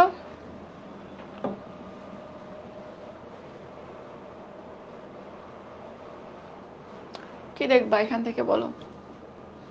চন্দ্র কলঙ্ক আছে দেখেছি আমরা, চালনি বলে ছুস, তুমি কেন ছাদা, এটাও দেখেছি। এরপর এটা একটু দেখতে পারো, শাক দিয়ে মাছ ঢাকা। শাক দিয়ে কি মাছ ঢাকা যায় বলো? শাক দিয়ে মাছ ঢাকা যায়? শাক বড় নাকি মাছ বড়? শাক আর মাছ একসাথে রান্না করছো, তো শাক একেবারে অল্প হয়ে যায়, মাছ কিন্তু প্রমিনেন্টলি দেখা যায়। এখন শাক দিয়ে মাছ ঢাকতেছো মানে বৃথা একটা চেষ্টা করতেছো, যেটা অ্যাকচুয়ালি পসিবল না। ইংরেজি থেকে বলছে দেখো, hide in a superficial way. Superficial মানে বাহ্যিকভাবে, তো বাহ্যিকভাবে ঢাকা যেটাকে আমরা বলতেছি, অর্থাৎ অ্যাকচুয়ালি সেটা ঢাকা হয় না, মনের সন্তুষ্টির জন্য জাস্ট একটু ঢেকে রাখলাম, মনে হয় দেখতে পাইতেছে না। যেমন কাক করে না, কাক, তারপরে অনেক পশু পাখি এই কাজটা করে। কাক দেখবে একটা খাবার নিয়ে আসছে, খাবার নিয়ে আসা ও চোখ বন্ধ করে এক জায়গাতে রেখে দেয়। ও ভাবে যে আমি চোখ বন্ধ করছি মানে মনে হয় কেউ দেখতে পাইতেছে না, আমার চোখ বন্ধ মানে ও মনে করে দুনিয়াটা এখন সবাই ব্লাইন্ড। তো ও চোখ বন্ধ করে একটা জায়গায় রেখে দেন উড়ে যায়, ও মনে করে কেউ দেখলো না। তো সবাই দেখে, ওই দেখে না, পরবর্তীতে সেই খাবারও খুঁজেই পায় না। এই কাহিনী নিশ্চয়ই জানো তোমরা। ঠিক আছে, আর বাকি যেগুলো আছে এগুলা খুব বেশি ইম্পর্টেন্ট না, আর আমরা অলরেডি দেখে ফেলছি মোটামুটি। আচ্ছা, এরপর এটা দেখো, অভাগা যেদিকে যায় সাগর শুকাইয়া যায়। মানে যে অভাগা তার সব দিকে বিপদ, বা যে সময় খারাপ সময় চলে আসলে সব সময়ই খারাপ সময় চলতে থাকে, তখন সব কাজেই বিপদ ঘটতে থাকে। এটা তো দেখছো তাই না? সুসময়ের সময় অনেক ভালো খবর আসে, বাট যখন খারাপ সময় কন্টিনিউয়াসলি অনেক বিপদ ঘটতেই থাকে। যেমন আমার কথা যদি বলো, আমার গতকাল, আজকে এবং আগামীকাল মিলে 13টা ক্লাস নিতে হবে। ক্যান ইউ ইমাজিন 13টা ক্লাস এই 72 ঘন্টায় নেওয়া কতটা টাফ একটা ব্যাপার। তো আমার এখন খারাপ সময় চলতেছে, বুঝছো? তো এখানে কি বলছে, অনস আনলাকি অলওয়েজ আনলাকি, অর্থাৎ একবার ভাগ্য যদি খারাপ হয়ে যায়, এই খারাপ সময় চলতেই থাকে। ওকে, এরপর এটা একটু দেখতে পারো, আপন গায়ে কুকুর রাজা। আপন গায়ে কুকুর রাজা, কুকুর বিড়াল এদের কিন্তু নির্দিষ্ট একটা টেরিটরি থাকে, নিজের এলাকার মধ্যে নিজেই সর্বশক্তিমান হয়ে থাকে, ঠিক আছে। তো এটাই বোঝাচ্ছে। এখন একটা কুকুর যখন তার রিজন থেকে অন্য রিজনে যায়, তোমরা দেখছো কুকুর বিড়াল দেখবা এক নির্দিষ্ট এলাকার মধ্যে লেজ উঁচু করে চলে। কুকুরের দুই রকম স্বভাব দেখা যায়, কখনো সে লেজ উঁচু করে থাকে, কখনো লেজটা নিচে নামায় রাখে। এখন কুকুরদের নিয়ম এরকম, যখন সে নিজের এলাকার মধ্যে চলবে, লেজ উঁচু করে থাকা মানে আমার কর্তৃত্ব বোঝানো, আমি রাজা, এরকম একটা ভাব বোঝানো। তো যখন সে অন্যের এরিয়াতে চলে যাবে, অন্যের এরিয়াতে কিন্তু রাজা আরেকজন, এদের এরকম নির্দিষ্ট এরিয়া ভাগ থাকে, এরিয়াতে এই প্রধান ও প্রধান এরকম থাকে। তো যখন অন্যের এরিয়াতে যায় তখনই লেজ নিচু করে চলে। যদি দেখছে অন্য এলাকার রাজা যদি দেখছে সে লেজ উঁচু করে তার এলাকা দিয়ে যাচ্ছে, তাহলে কিন্তু তার উপর ঝাঁপাই পড়বে। এজন্য দেখবা যে কুকুর যখন অন্য কোনো অপরিচিত কুকুর তোমার এলাকায় চলে আসবে, লেজ নিচু করে চলবে, এটা তার বৈশিষ্ট্য, ঠিক আছে। এটাই বোঝায় যে আপন গায়ে, মানে আমি আমার কথাই চিন্তা করো, আমার ঘরে কিন্তু আমি এখন রাজা, আমি এখন প্রধানমন্ত্রী। এটা যদি আমার দেশ হয়, আমি এখন এখানে প্রধানমন্ত্রী। আচ্ছা, every dog is a lion at home, এই কথাই বলছে যে কুকুর হলে কি হয়েছে, তার নিজের বাসায় সেই রাজা, সেই হচ্ছে সিংহ। আচ্ছা, এরপর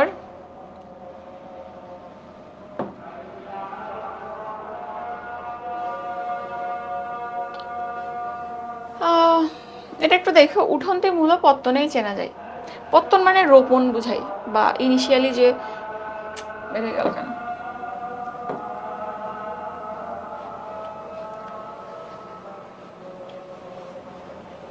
তো পত্তন মানে রোপণ বুঝায়, বুঝছো।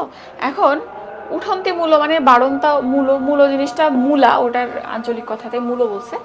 তো উঠন্তি মূল পত্তনেই চেনা যায় মানে একটা মূলা গাছের চারা যেমন হয়েছে, চারাটা যদি পুষ্ট হয়, সুন্দর হয়, তাহলে বোঝা যায় মূলাও ভালো হবে।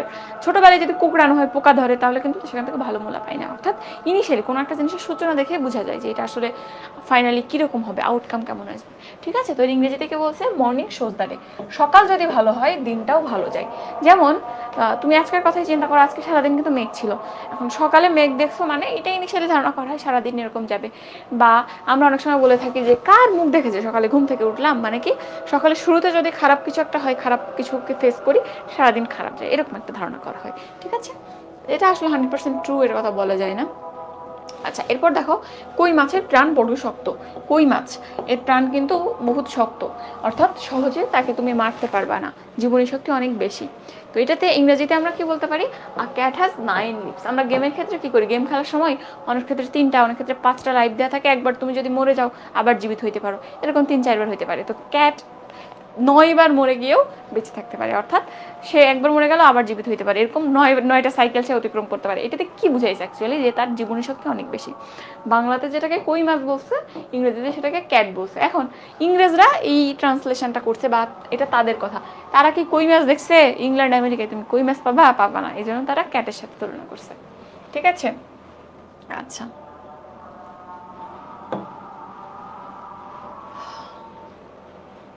আচ্ছা, এটা একটু দেখো, অতি দর্পে হত লঙ্কা মানে কি, অতি দর্প মানে গর্ব বা অহংকার, আর লঙ্কা মানে রাবণের রাজধানী যেটা ছিল, বা রাবণের যে রাজ্য ছিল সেটাকে লঙ্কা বলে।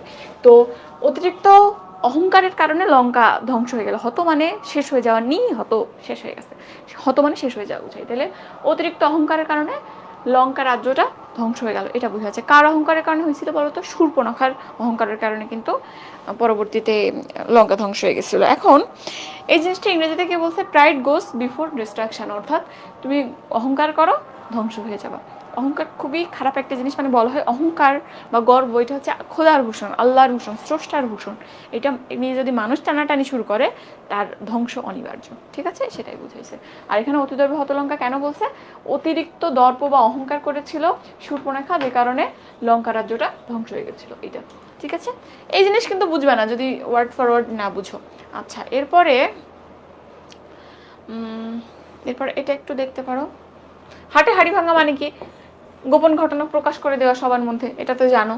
এরপর সাপ হয়ে কাটে, ওঝা হয়ে ঝাড়ে, মানে একটাই জিনিস, মনে করো একজন বহুরূপী, ও একসময় সাপের রূপ নিয়ে একজনের পায়ে ছবল দিল, এরপর একটু পরে ওঝা হয়ে সেই মানুষটাকে আবার ঝাড়াই দিল। তো এটা আসলে কি বুঝাবে, নিজের উদ্দেশ্য হাসিল করার জন্য আমরা অনেক সময় করি না, মনে করো কোনো একটা মেয়েকে পটাবে, এটা খুব কমনলি আমরা সিনেমাতে দেখি, কোনো একটা মেয়েকে পটাবে, তো কি করে ফ্রেন্ডদের বলে কি যে তোরা গুন্ডা সেজে যাবি, ওকে যে আক্রমণ করবি, ঘিরে ধরবি, আমি তখন নায়ক সেজে যাব, যে সবার সাথে ফাইট করব, ফাইট করে আমি হিরো হয়ে যাব, ঠিক আছে। তো এখানে এই জিনিসটা ওরকম যে সাপ, সে নিজেই সাপ হইতেছে, ও যেমন ভিলেনটা ওই সেট করছিল, আবার সেই ওঝা হয়ে ছাড়তেছে, জিনিসটা খানিকটা এরকম, বুঝছো। তো দেখো এখানে কি বলছে, he runs with the hare and hunts with the sounds, ঠিক আছে, সুযোগের সদ ব্যবহার করে, এরকম অনেক মিনিং আছে, তুমি যদি ভাবার্থটা বুঝো ইনশাল্লাহ পারবা। আচ্ছা এরপর আসো লক্ষ্মী চঞ্চলা। এই জিনিসটা কি, কোন একটা মেয়ে খুব ছটফট করে, তো ছটফট করে মানে তুমি কি তাকে অলক্ষ্মী বলতে পারবা? বলতে পারবা? পারবা না। তো এখানে বলা হয়েছে যে লক্ষ্মী চঞ্চলা, ভালো মানুষ একটু বেশি কথা বলে, যাদের মন ভালো হয়, সাদাসিধা হয়, তারা কিন্তু একটু বেশি কথাই বলে। তো এটা একটু দেখো, ইংরেজিতে বলছে ফরচুন ইজ ফিকেল, ভাগ্য পরিবর্তনশীল সর্বদা, এটা বলেছে, ঠিক আছে। আচ্ছা, তো লক্ষ্মী মানে যে আসলে এটা, লক্ষ্মী মানে কি সৌভাগ্য, অর্থ, সম্পদ, এগুলোর প্রতীক বোঝায় না। তো এটা ফ্লাকচুয়েট করে, যে কন্টিনিউয়াসলি ভালো থাকে, অ্যাকচুয়ালি সেই ভালো থাকাকে ভালো থাকা বলে না, কারণ দুঃখ না থাকলে তুমি সুখের মর্ম বুঝবে না। আচ্ছা এরপর উঠলো বাই তো কটক যাই, মানে কি মনে চাইলো উঠলো বাই তো কটক যাই, কটক একটা জায়গা, তো যেই মনে চাইলো এখন আমি যাবো গা ঘুরতে যাবো, এখন রাত 1টা বাজে, আমার মনে চাইলো আমি এখন রাস্তায় হাঁটতে যাবো, তো ইচ্ছা হইলো অমনি কাজ করলাম, এটাকে বলা হয় যে উঠলো বাই তো কটক যাই। তো ইংরেজিতে কি বলা হয়, দেখো to act on the spur of the moment, spur মানে উত্তেজনা, মুহূর্তের উত্তেজনায় কাজ করাকে আমরা to spur of the moment বলি, অর্থাৎ যখনই যেটা ইচ্ছা হয় কোনো কিছু চিন্তা না করে সে কাজটাকে করে ফেললে আমরা সেটাকে উঠলো বাইতো কটক যাই বলতে পারি, ঠিক আছে। আচ্ছা এরপর দেখো গাইতে গাইতে গায়েন, বাজতে বাজতে বায়েন।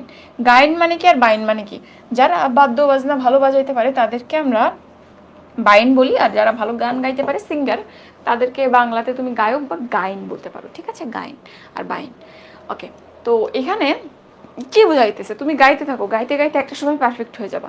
কেউ কিন্তু কোনো গুণ প্রতিভা নিয়ে জন্মায় না, যে এক্সামে ফার্স্ট হয় প্রত্যেক এক্সামে, সে কি মাথার মধ্যে সব নিয়ে জন্মাইছিল না, প্র্যাকটিস করতে করতে শিখছে। এটাই বোঝায় যে practice makes a man perfect. দেখো এখানে সেটাই আছে, তো প্র্যাকটিস মেক্স পারফেক্ট, ঠিক আছে। আচ্ছা, আর জলে কুমির ডাঙাই বাঘ মানে কি, জলে বিপদ ডাঙায় বিপদ, উভয় দিকে সংকট, এটা বুঝাই। Between the devil and the deep sea, একদিকে শয়তান আছে আর একদিকে সাগর, কোন দিকে পালাবা তুমি, সাঁতার জানো না, ঠিক আছে। আচ্ছা ওকে, এরপর দেখো কে বলছে ঠাকুর ঘরে কে রে, আমি তো কলা খাইনি। তো জিজ্ঞেস করতেছে বাইরে থেকে পুরোহিত যে এই ঠাকুর ঘরে কে রে। আচ্ছা সাউন্ড আছে, আচ্ছা আছে। তো এখানে কি বলতেছে ঠাকুর ঘরে কে, উত্তর আসছে আমি তো কলা খাইনি। তো পুরোহিত জিজ্ঞেস করলো যে ঠাকুর ঘরে কে, তো ওর ভেতরে যে আসে সে জিজ্ঞেস করতে পারতো, কিন্তু তার মনে সন্দেহ, মনে হয় পুরোহিত বুঝে ফেলছে আমি কলা খাইছি, কলা সে খাইছে অ্যাকচুয়ালি। তো এই জন্য বলছে আমি তো কলা খাইনি, তার মানে কি নিজের দোষ ঢাকতে বেশি এক্সাজারেট করে ফেলা কোনো কিছু, ঠিক আছে। তো গিল্টি ম্যান অলওয়েজ সাসপিশিয়াস, বা এরকম বলা যায় যে চোরের মন পুলিশ পুলিশ, সবসময় চোরের মন পুলিশ পুলিশ করে না, যেমন কোনো একজন দোষ করলে তার চোখ মুখ দেখেই তুমি বুঝতে পারো সে একটা দোষ করছে, এটা গিল্টি ফিলনেস বা এরকম কিছু একটা বলা যায়। তাহলে এটাকে তুমি এটাও বলতে পারো, বা চোরের মন পুলিশ পুলিশ এটাও বলতে পারো। ওকে, তেলা মাথায় তেল দেয়া, এটা তো খুব কমন একটা জিনিস, ইংরেজিতে কি বলে to carry coal to Newcastle, তাহলে কয়লা ক্যারি করে নিয়ে যাচ্ছ নতুন নির্মিত ক্যাসেলে, নতুন দুর্গে, এবং সেখানে তো নতুন যে জায়গা বানাইছো, অলরেডি অনেক প্রিজার্ভেশন আছে, জমা আছে, তারপরে তুমি এখানে নতুন করে নিয়ে যাচ্ছ, মানে এখানে বোঝাচ্ছে যে জিনিস অলরেডি আছে সেখানে তুমি আরও বেশি দিচ্ছ। মানে আমাদের সমাজে যে নিয়মটা প্রচলিত, যার টাকা পয়সা নাই সেখান থেকে আমরা লুটে নেই, গরিবের লুটি, এখনও সমাজে এই নিয়ম আছে, গরিবের সম্পদ লুটে ধনী আরও ধনী হচ্ছে, ঠিক আছে। এটাকে বুঝে তেলা মাথায় তেল দেওয়া, যার মাথায় তেল আছে তার মাথায় তেল দেওয়ার দরকার আছে, যার মাথা উস্কো তাকে দাও না, বাট সমাজের এটা একটা অনাচার, ঠিক আছে। আচ্ছা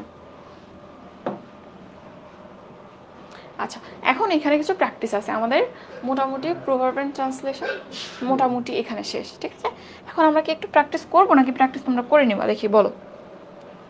ইয়েস, চোরের মন পুলিশ পুলিশ, মাত্র কলা খাইছে আর একদিন চুরি করে খাও নাই তো।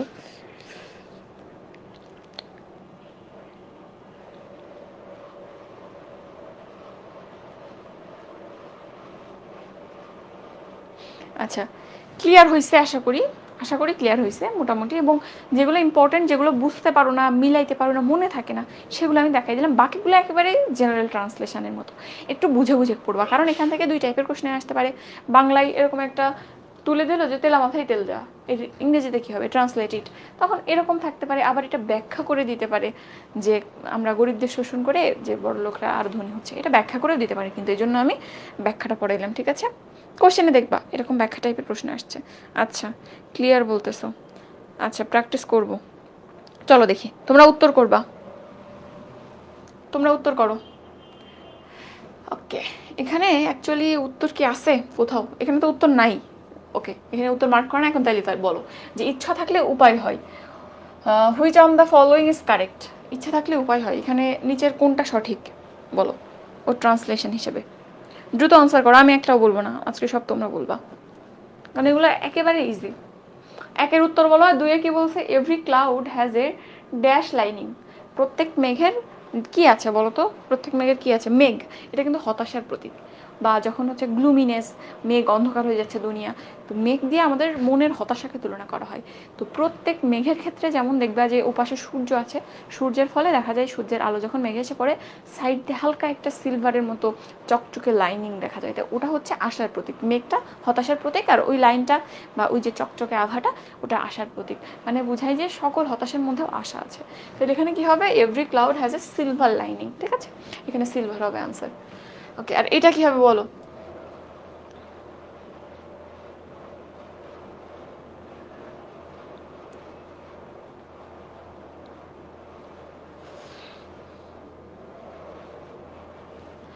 দেখো, where there is a will there is a way একটা আছে, where there is a will there is two way আছে, where there is a will there is way, where there is a will there is a way। এখন আমরা কিন্তু জানি যে এই প্যাটার্নটা কীরকম হয়। where there is a will there is way, এর মধ্যে ছোট ছোট সামান্য সামান্য পার্থক্য আছে প্রত্যেকটা অপশনের মধ্যে। যেমন এখানে there is two way বলছে আনা দিয়ে, এখানে দেখো there is way আর্টিকেল বাদ গেছে, এখানে আর্টিকেল বাদ গেছে। সো অ্যাকচুয়ালি আনসার হবে কোনটা? where there is a will there is a way। খুব সূক্ষ্ম সূক্ষ্ম পরিবর্তন। সো এই প্রভাবগুলোকে কিন্তু আমাদের 100% করে শিখে ফেলতে হবে। ঠিক আছে, আচ্ছা দেখো, ইগজরনি বলছো এ একের, ঠিক আছে, একে এ বলছো, দুইয়ে এ বলছো, সায়দা দিদি বলতেছো এক দুই দুইটাই এ, শ্রুতি সরকার বলতেছো দুইটাই এ। হ্যাঁ ঠিক আছে, ঠিক আছে, এটা একটু দেখো, এই যে এটা নদীর নতুন আসছে কিন্তু every cloud has a silver lining. ঠিক আছে, এবার 3 নম্বরে বলো তো, the meaning of it is a cook and bull story. এটার অর্থ কি? কুক না, sorry, cock. It is a cock and bull story, এটার অর্থ কি? এটা আমরা ইডিয়াম ফ্রেজে পড়বো। ইডিয়াম ফ্রেজটা এখনো পড়ি না, এখানে সম্ভবত ভাইয়া ইডিয়াম ফ্রেজের কোশ্চেন অ্যাড করতে পারে।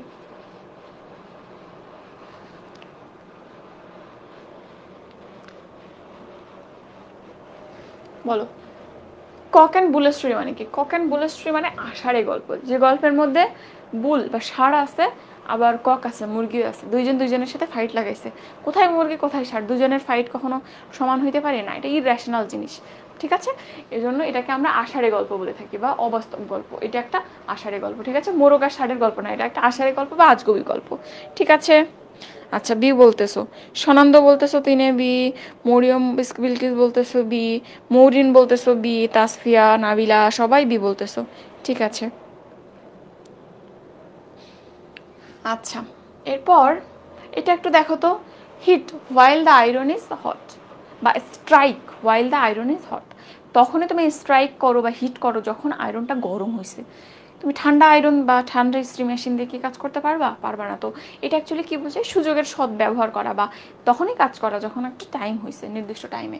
তো এটা কি বোঝায় দেখো তো, বাংলাতে যদি বলি ঝোপ বুঝে কোপ মারা, গরম লোহায় আঘাত করা, মাথা গরম করা, ওজন বুঝে চলা। কোনটা হবে অ্যাকচুয়ালি? ঝোপ বুঝে কোপ মারা। তো ঝোপটা তো আগে ডিটেক্ট করতে হবে কোথায় ঝোপ আছে। ঝোপ যদি কাটতে চাও আন্দাজে করে এমনি কোপ দিলে হবে? অন্ধকারের মধ্যে না দেখে না শুনে। সো দেখে শুনে যখন প্রপার টাইম হবে, প্রপার পজিশন হবে, তখনই তোমার কোপ দিতে হবে। এটাই বুঝাই strike while the iron is hot বা hit while the iron is hot. ঠিক আছে, 4-এ এ বলতেছো, ইয়াস 4-এ কিন্তু এ হবে। আচ্ছা, এটা কিন্তু আমরা পড়ছি, নেরো ফিডলস ওয়াইল রোম বার্ডস, অর্থাৎ নেরো বাঁশি বাজাচ্ছিল তখন রোম পড়ে যাচ্ছিল। একজনের ভালো সময় চলতেছে আর একজনের খারাপ সময়। এটার আনসার কি হবে? 5, দ্রুত বলো। আর 6টাও বলে যাই, দেখো, it takes two to make a quarrel. এটার ক্ষেত্রে আমরা বলছি যে ঝগড়া হইতে গেলে 2টা জিনিস লাগে, যে হাতের তালির সাথে বলছিলাম না, তো এটা তো দেখছোই যে এক হাতে তালি বাজে না, এই যে এক হাতে তালি বাজে না, এটা ডি হবে। আর এটা তোমরা বলছো 5-এ কি হবে বলেছো? বলো বলো, বলে ফেলো। এটাও আমরা দেখেছিলাম তাই না? তো এটা দেখো, Rome is burning while Nero is playing the pipe, এটা কি আসলে অ্যাকচুয়ালি এরকম অর্থ দেয় না? ইডিয়মসের ক্ষেত্রে ডিরেক্ট যদি সেন্টেন্সটা এরকম করে মনে করো, এখানে জাস্ট সেন্টেন্সের ট্রান্সফরমেশন হয়েছে, আর কিছু হয় নাই, এগুলো দাগাবো না, ভাবার্থ কি বুঝাচ্ছে সেটা দাগায় আসবা। পরে বলছে সামন্স হ্যাপিনেস ইজ আদার্স সরো, কারো সুখ কারো কাছে দুঃখ, এটা কিন্তু হইতে পারে। আমরা এটাই তো পড়লাম একটু আগে, when someone is in delight someone else is happier, তাহলে একজন সুখে আছে আর একজনের সুখে আছে, তাহলে এটা তো বুঝাচ্ছে না নান অফ দ্য অ্যাবভ, তাহলে এখানে কোনটা হবে? সামন্স হ্যাপিনেস ইজ আদার্স সরো, একজনের ভালো সময় একজনের খারাপ সময়। ঠিক আছে, আচ্ছা 6-এর ডি বলতেছো। 5-এর উত্তর কেউ করলে না? 5-এর এ, নো নো 5-এর এ না, 5-এর বি হবে, সামন্স হ্যাপিনেস ইজ আদার্স সরো। কি বুঝাচ্ছে? নেরো একটা মানুষের নাম, সে বাঁশি বাজাইতেছে ওয়াইল রোম বার্নস, রোম যখন পুড়ে যাচ্ছে তখন নেরো রোমের প্রান্তে বসে বাঁশি বাজাইতেছে, তার ওই যে ধ্বংস দেখে তার ভালো লাগতেছে। যেমন হাসিনা চলে যাওয়া আমাদের জন্য সুখের ব্যাপার, কিন্তু তার কাছে কিন্তু দুঃখের ব্যাপার, এইটাই। ঠিক আছে, এটার আনসার কিন্তু বি হবে। এটা বলতে পারলে না কেন? বলতে পারলে না কেন বলো? এই যে দেখো 5-এর এ বলতেছে, মাহমুদা হাত 5-এর এ বললা কেন? বাকিরা তো আনসার করলা না। 5-এ বি হবে, কেবলমাত্র একজনই সঠিক বলছো, রুহিয়া বিনতে আলিম, তুমি বি বলছো, আর আয়েশা সিদ্দিকাও বি বলছো। 5-এ বি, এখন পরে বলতেছো। ঠিক আছে, এখানে কিন্তু বি হবে। ঠিক আছে, পোলাপান বই দেখে উত্তর দিচ্ছে, এটা কেমনে বুঝলা? কারণ ভুল উত্তর আছে নাকি বইতে? 5-এর কি এ আছে? আচ্ছা আচ্ছা, এই দুইটা বলো তো। লুক বিফোর ইউ লিপ মানে কি? তাকায় নাও, লিপ মানে লাভ দেয়া বা পা পদার্পণ করা, তো পা ফেলার আগে তাকায় নাও, অর্থাৎ সাবধান হয়ে যাও। তো এটা কি বুঝায়? বি রেডি, প্রস্তুত হওয়া বোঝায়? নো। বি অ্যামেজড, চমৎকৃত হওয়া বোঝায় না। বি অ্যাওয়্যার, এটা দুটো মিলে এক হয়ে গেছে। বি অ্যাওয়্যার মানে সতর্ক হও, সো দেখে শুনে পা ফেলো মানে আমরা সতর্ক হওয়া সাবধান হওয়া বোঝাই না, সো এখানে আনসার সি হবে। এরপর দেখো, every cloud has a silver lining, এটা আমরা দেখেছি। আচ্ছা, এরপরে on man's meat is dash for another, একজনের কাছে যেটা মাংস অন্যজনের কাছে সেটা কি হইতে পারে? অন্যজনের কাছে সেটা আনন্দ হইতে পারে, ওয়েলথ হইতে পারে, পয়জন হইতে পারে, এনভি হইতে পারে, কি হইতে পারে বলো? কোনটার সাথে মিলে? এটা ওই যে নেরোফিডালস, ওইটার সাথে মিলে না? একজনের কাছে যেটা মাংস আর একজনের কাছে সেটা বিষ। কুকুর বিড়াল এরা পচা জিনিসপত্র খায়, মাছের কাঁটা খায়, তুমি মাছের কাঁটা খাও? তো তোমার কাছে মাছের কাঁটা হচ্ছে উচ্ছিষ্ট, আর বিড়ালের কাছে ওটা অনেক মজার জিনিস। ঠিক আছে, তো ওটাই হবে যে on man's meat is poison for another. ঠিক আছে, 9-এর আনসার কত হবে তাইলে? 9-এর ক্ষেত্রে সি হবে। এরপর এটা দেখো, যতই পড়িবে ততই জানিবে বা যতই শিখিবে, এই কথা আমি সবাইকে বলি। যখনই তোমরা বলো যে আপু একটু পড়লে কি হবে, আমি যাই ব্যাখ্যা করি যাই বলি সবার শেষে বলে দেয় যতই পড়িবে ততই শিখিবে। তো এটা কি হবে? The more you read the more you learn, এটা সবাই জানো। The more you read the more you learn, কম্পারেটিভের একটা স্ট্রাকচার আছে না, the more plus the more, এরকম।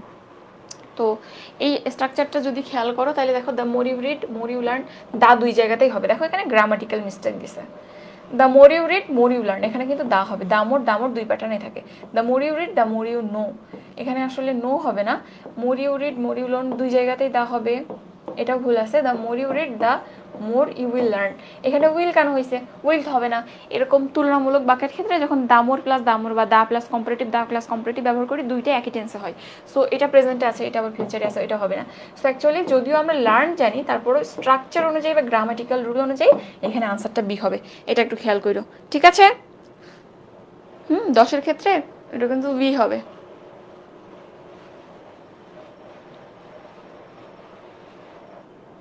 অনেকে ডি বলবে, বাট এখানটাতে গ্রামাটিক্যাল রুল বা গ্রামার যদি চিন্তা করো তাহলে ডি হবে। ঠিক আছে,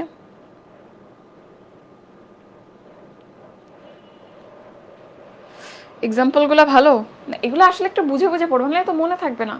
এক্সাম্পল কি? এগুলো সব বাস্তব জিনিস, এখানে আজকে যা পড়ছি সবই রিয়েল লাইফের সাথে কানেক্টেড।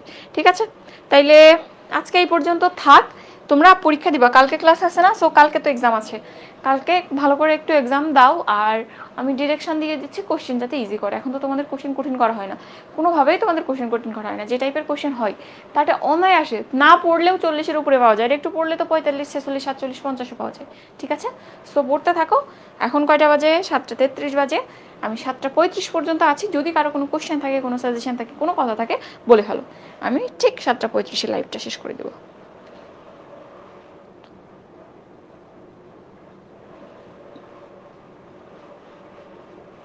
আচ্ছা, এটা বি হবে, ডি হবে না।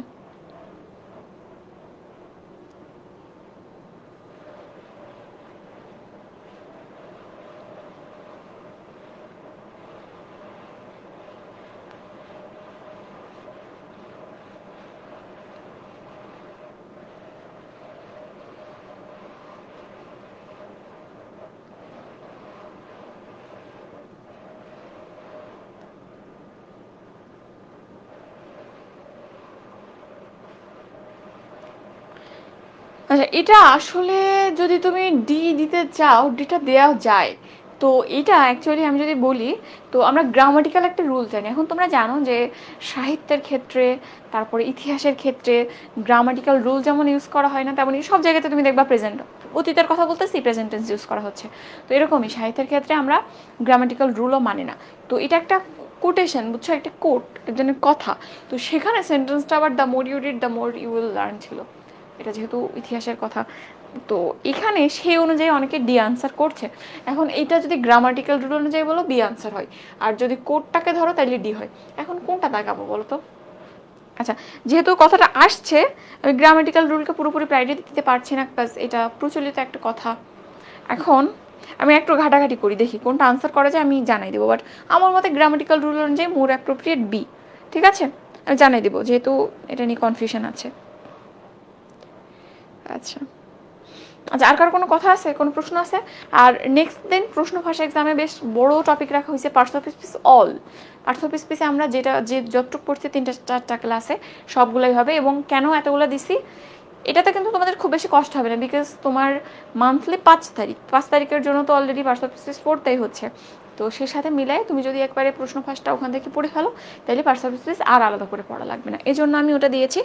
তো একটু পড়ো, বুঝছো, একেবারে ইংলিশ দিকে যদি পানিতে ভাষায় দাও ক্ষতি হয়ে যাবে, কিন্তু 25 মার্ক কম না। আচ্ছা, 35 বাজে, তাইলে আমি গেলাম, দেখি ওয়েবসাইটে কেউ কিছু বলছে কিনা।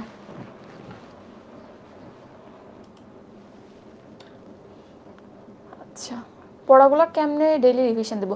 আমি তোমাদের গ্রুপে হচ্ছে গাইডলাইন সেশনে দ্রুতই আসবো, তখন আমি ডিটেলসে সবার প্রশ্নের উত্তর দেবো। ঠিক আছে?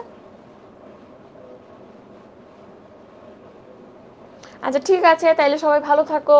আল্লাহ হাফেজ, আসসালামু আলাইকুম। আমাদের আবার নেক্সট কোনো ক্লাসে দেখা হবে।